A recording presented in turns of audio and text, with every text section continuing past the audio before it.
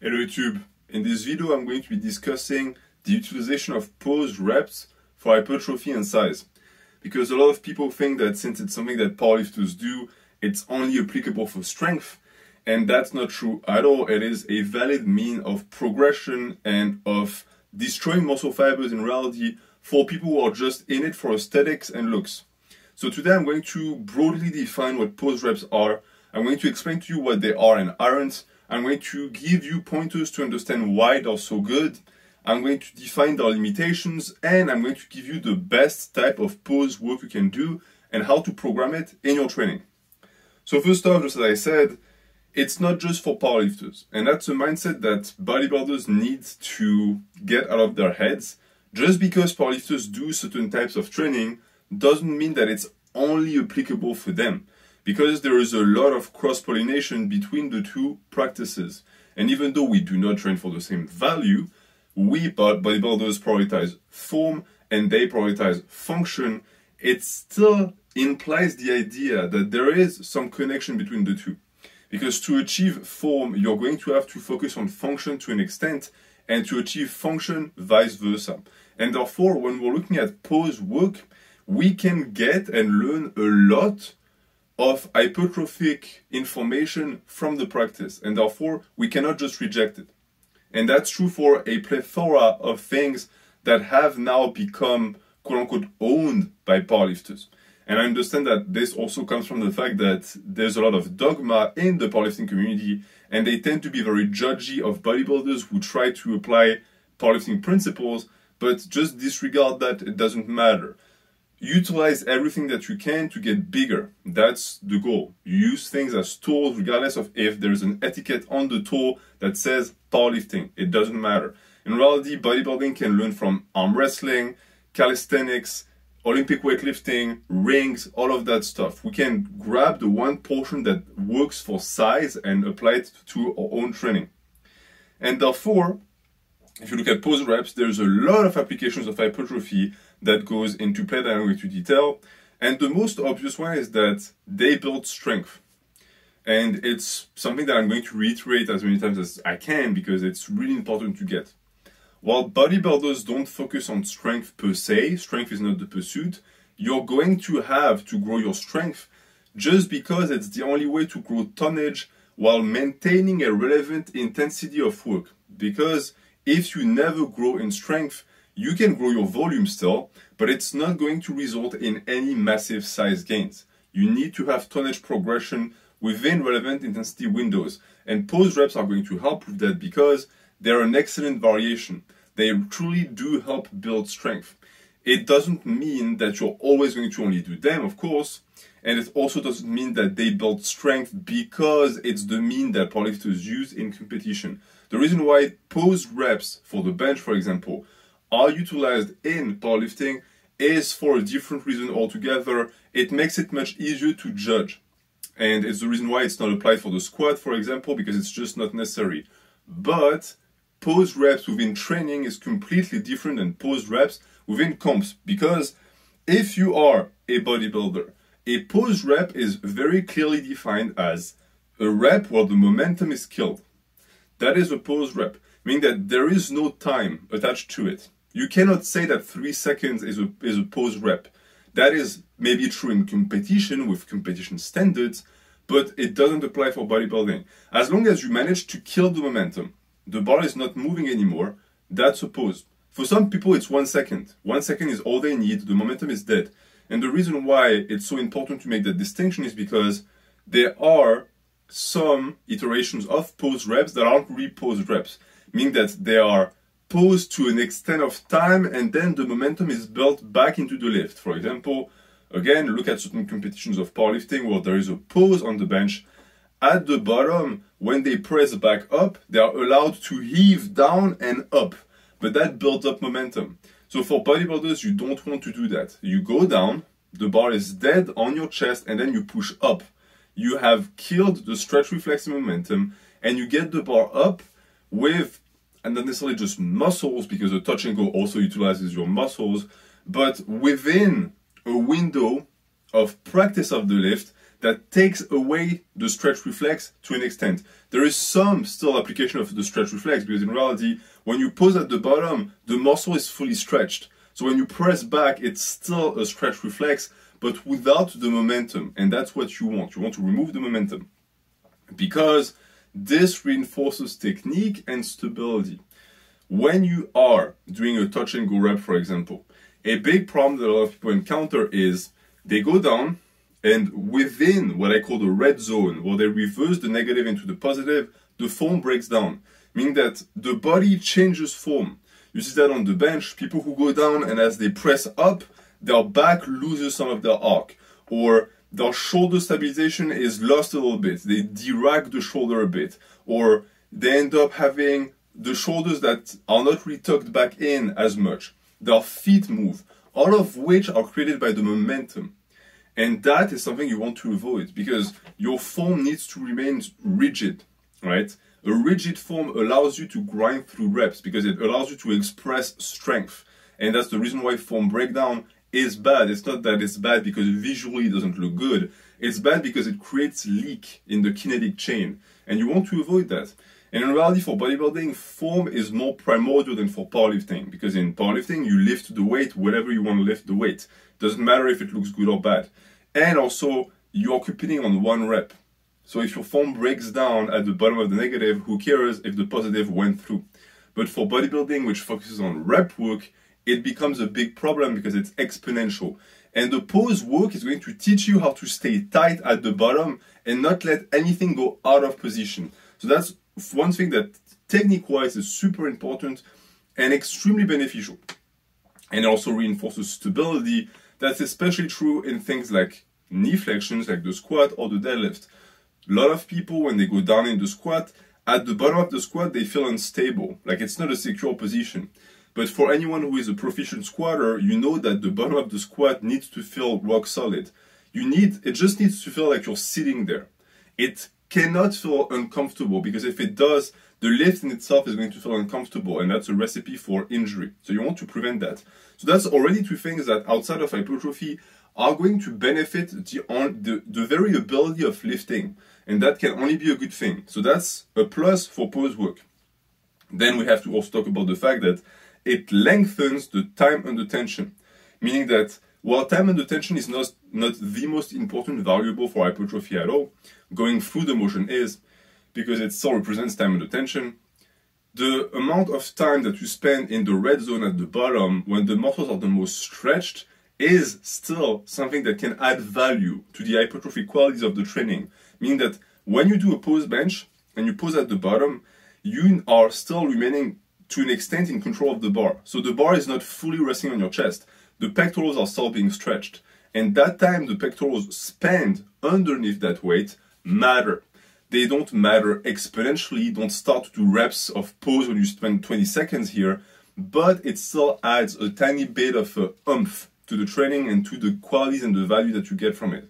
So why not take it? It's free, especially since you're getting technical points while you do that. Because of course, keep in mind that this is the most important part, is the fact that it makes you more technical. You also have to keep in mind the weighted stretch aspect, which is really what lifting is about, because when you lift, you stretch the fibers. So when you do a negative, you lengthen them, and then they are going to revert back to their original state. But all of that is, one form or the other, a way to stretch the muscles. And therefore, again, with the pose, you get that extra tiny bit of time where the muscle is optimally stretched. And that's a good thing.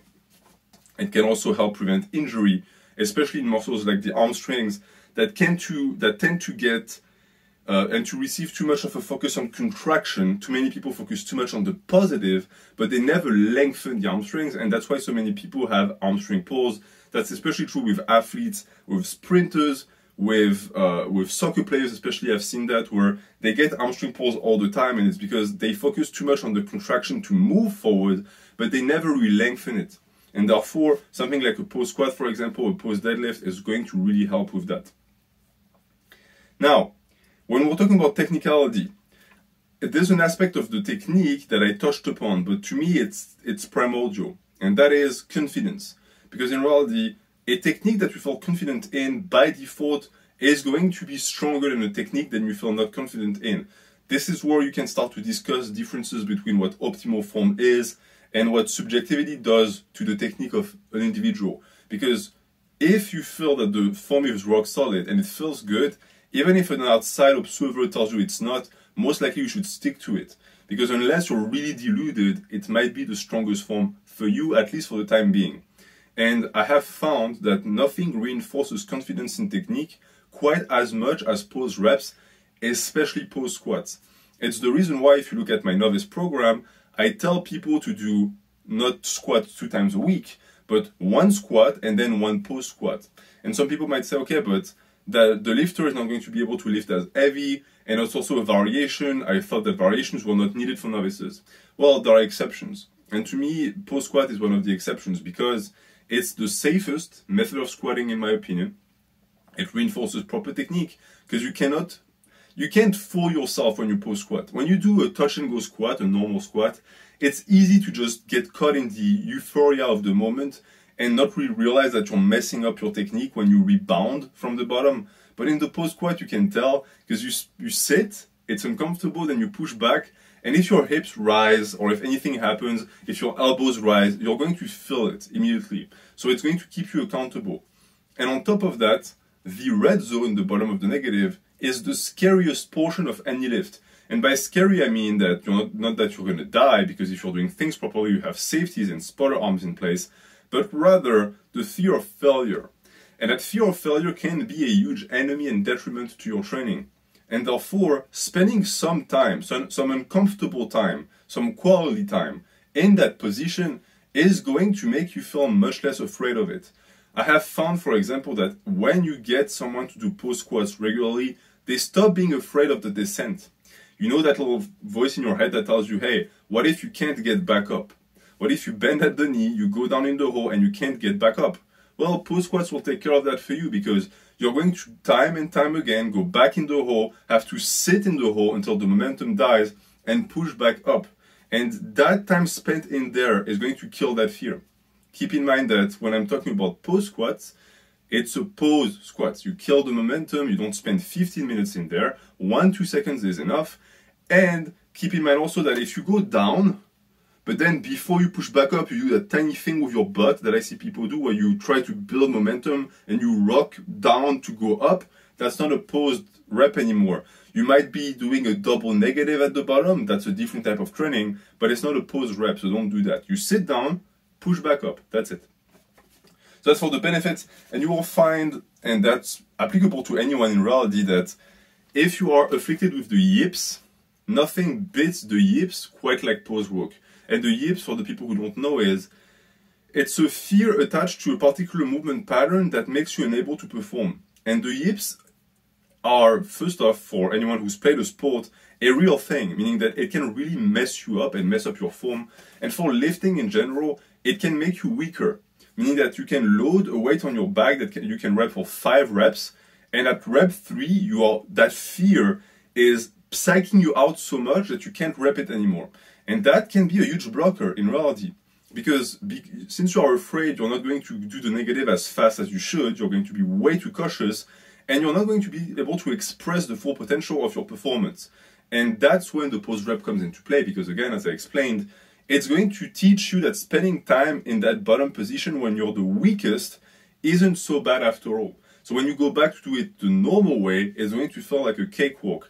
And for me, every time I start getting the yips on squats, I focus on pose squats and it goes away. Same for the bench, it's less common with the bench. But if you feel afraid of getting the bar stuck here for a reason or another, do pose reps. It's going to teach you that you have the power to grind through, always. And knowing that you can get yourself out of that position times and times again is really good for your confidence. But keep in mind one thing, however, is that the pose doesn't make up for lighter weight, meaning that by default you're going to use lighter weight for pose reps. And I'm afraid that some of you are going to take what I say and think, okay, pose reps are the best. Yes, they are, but they are suboptimal in terms of intensity by default because they're pose reps. They cannot replace actual strength work done in touch and go fashion. So you have to keep that in mind, because if you program you cannot just utilize them as main lifts, in my opinion, or at least not outside of a rotation, but that's something I'm going to get into. Since you also have to do touch and go, using the full stretch reflex. Because again, you use posed reps to kill the momentum, not because the stretch reflex is bad. The stretch reflex is what you want. You want the muscles to stretch. But there's also, of course, a limit to that. You don't want to carry too much momentum with you because it just heightens the risk. So for example, anything like bouncing the bar like a madman on your chest, dive bombing your squat, it's a big thing. I really discourage you from doing that. Touch and go, where you slam the deadlift. First of all, touch and go deadlift, I'll talk about it. It's really a variation that has its place, but is not used properly by 99% of people. But all of these constitute what I consider to be practices that reinforces the fear of the red zone, because you're so afraid of that bottom portion of the lift that is extremely beneficial that you're trying to speed through it as much as you can. That's really the mindset of the people who do that. They know that this portion of the chest is the toughest part for most people, so they're trying to clear it with momentum. They know that getting out of the squat is the scariest portion at the bottom, so they're trying to bounce as fast as they can out of it. But keep in mind that to be able to get that little hack, you're sacrificing something else. And that something else is muscle tension, technique for the most part, and joint integrity. Because dive bombing can be dangerous for the knees and the lower back. It can. And maybe it's not applicable for strength athletes who only do one rep, and therefore if it's the way they lift the most weight, then so be it. But for people who do bodybuilding, don't do that. Control your negative, live in the red zone, like suffer in the red zone, and get out of it times and times again. That's part of the training. You have to do it. You can't find ways outside of it or to navigate around it. It's just going to end up hurting your gains. So let's talk now about my favorite posed exercise, and the one that I think are less interesting for the reasons I already explained. For me, posed bench and posed squats are golden. This is the top of the top, the cream of the crop. If you are training bench, if you are training squats, you need to, in my opinion, pass the novice stage if you just want to focus on something minimalist at first. When you're past that, please implement posed squats and all of that good stuff. It's so important. And it's free too, meaning that there are much less taxing on the joints. And you're going to be able to get away with doing more reps with them and more volume more frequently. So why not do it? And the two are great for the reason that I already explained. It's because they're going to teach you that yes, you have the capacity to get out of the red zone, and the red zone is nothing to fear. After that, you have deadlifts that I personally don't do. I don't do posed deadlifts. For one reason, posed deadlifts are the best way to teach you how to stay rigid at the bottom. Because a posed dead is, you lift the bar, you stop like, and I really recommend stopping like this much off from the floor, and you have to hold, and this time it's for time because there's no momentum to kill, and then you finish the lift. And that reinforces proper posture at the bottom, because if you are the type of person whose hips shoot up, whose lower back rounds when they deadlift, it's going to be a great tool to help you memorize how it feels, how your body feels in space when you're trying to get that bar off from the floor, which of course means you're going to do it with sub-maximal weight. It cannot replace maximal effort work and intensity. I personally don't do it, as I said, because for me, deadlifts and the bottom position has always been the strong point, so I don't need to, but it's beneficial. And if you look at hypertrophy on all of these lifts, posed squat is going to greatly stretch the quads, the hamstring, and the glutes at the bottom. Posed bench is going to greatly stretch the shoulders and the chest, and posed deadlifts is going to greatly stretch the lower back, the hamstrings, and glutes. And also all of the muscles of the upper back, because I've said it in the past, the deadlift is a better grower of the mid-back than the traps, just because of the back angle. And therefore, since that back angle is maintained in the posed deadlift, it's an even greater application of that weighted stretch, so it's a really good builder as well. You will get a ton of hypertrophic benefits from it. Don't think that it's only going to feed strength, which in reality would also mean that it brings good hypertrophic benefits. On top of that, the very application of the movements for your body are going to make you bigger by default. So think of them as mass builders. Pose work and pose reps are mass builders. And for the people who might be wondering if maybe they're a little bit dangerous, I've heard people say that the pose squat is more taxing on the lumbar spine, but keep in mind one thing. A pose squat is a normal squat with a pose at the bottom. So if you have lower back pain from it, it means that your squat form by default is bad. And the only reason why it's not so grievous when you do a non-pose rep is because you speed through that bottom portion, so your back doesn't have the time to feel it. But guess what? This still means that your back gets in a compromised position at the bottom, and one day you're going to get snapped. So the pose work is actually a good indication that something is wrong. For the pose bench, extremely soft on the shoulders. I recommend people who have shoulder pain on touch and go to give pose bench a try. It eliminated my shoulder pain for myself. So it's really a good lift. There's really no problem with that at all. The risk of tearing a pec is minimal because you pose, so you're not using the insane stretch of the pectorals to get the weight up. It's a great lift. And same for deadlifts. If you have lower back pain when you pose deadlifts, it means that your form is improper to start with, and it's a good way to fix it. Now, let's talk about quote-unquote subpar applications of pose work, like overhead press, curls, skull crushers, and pull-ups, upper body movement for the most part, because they are lacking one key aspect. And that one key aspect, in my opinion, is the technical and confidence aspect of it. Because if you do a pose overhead press, the bottom of the overhead press is not the most dangerous portion of the lift, because you're literally resting the bar on your body. It's not taxing, okay? And therefore, it's lacking that aspect. It's still great. It's going to make you stronger for sure.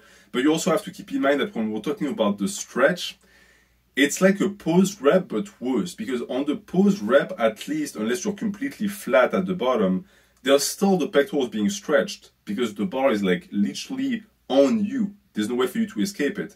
But for the overhead press, most people, when they're at the bottom, if they're doing the full range of motion and they actually touch their collarbone, the shoulders are, yes, flexed and in flexion, but they're not really engaged at all at this point, right? It's like a front squat in a sense. And therefore, it's less interesting. Still good, but less interesting. Same goes for curls. You're still getting a weighted stretch at the bottom, but I don't really see the point of pose rep for curls. You can still implement them, of course, but there are better variations in my opinion. Skull crushers are the same, and pull-ups are the same. With the skull crushers, it can be argued that it might actually be one of the best applications, because when you are fully extended behind your head, that's when the long head is stretched maximally, and maybe you want to maintain that stretch for a second or two. Plus, it's not necessarily dangerous at all, but it takes away from performance like any other type of pose work that is going to be more taxing than the regular work. So it's up to you to decide, but same, the technical aspect and the confidence aspect is not really there because it's a skull crusher. It's not really scary or dangerous. And then the pull-ups. I personally don't like to do post pull-ups. I think that too many people do post pull-ups and they let the back be completely disengaged.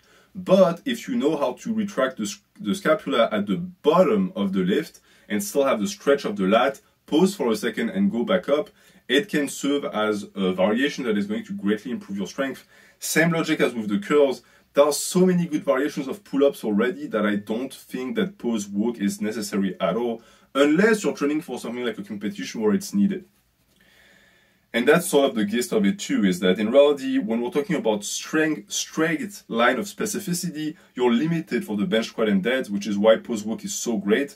And for overhead press, curls, skull crushers, pull-ups, these movements have like 50 variations with different implements. And therefore, the pose work becomes less shiny and interesting because you have so much more choice out there. And the pose work cannot really compete with some of them. And to finish, I'm going to give you pointers on how to program your pose work. So first off, as I said, they must be thought as variations, meaning that they complement the strength work and the main lift, the main style of lift, which should be touch and go. Besides the deadlift, of course, which is always positive only and always dead. Dead lift, it's in the name. So that's what you want to do. If you do want to have it as a main lift on one day, it needs to be part of a rotation. So let's say day A on squats, you do your normal squats. Day B, 4 days later, you do a pose squat instead. That is valid. That is the same for a bench. It is a valid mean of applying these techniques. Same for the deadlift as well, but keep in mind that since you're getting less intensity in, you're going to have to make up for it somewhere else in the program. Then for the sets and reps, I personally like 3 to 4. right? You still want to keep it within something that is reasonable, because keep in mind we're talking about compound movements here. And of course, the compound movements are the most important for bodybuilding because you accumulate a lot of tonnage. They're not the most important, meaning that they have to be your everything, but they are the meat and potatoes of the program always. So you have to have, I want to say, 3 to 4 sets. And in terms of reps, I like 6 to 10, 8 to 12. You can go lower, of course. You can do a 3x3. That's not a problem at all. But for me, since it's a variation, I just want to get more volume in. And as I explained, they're less taxing on the joint. And they tend to be also more humbling because you can't really push the bill as much as you could with momentum. And therefore, there's less risk when you do high reps of getting snapped or overreaching your boundaries and not being able to recover. So those are good rep ranges. Don't go higher than that. 12 is already a little bit overkill. I like to stay, for me, between 6 and 8. I sometimes take it as low as 4. But I never go lower than 4. And keep in mind, I also don't do post deadlifts. So for the post deadlifts, you might want to program them differently.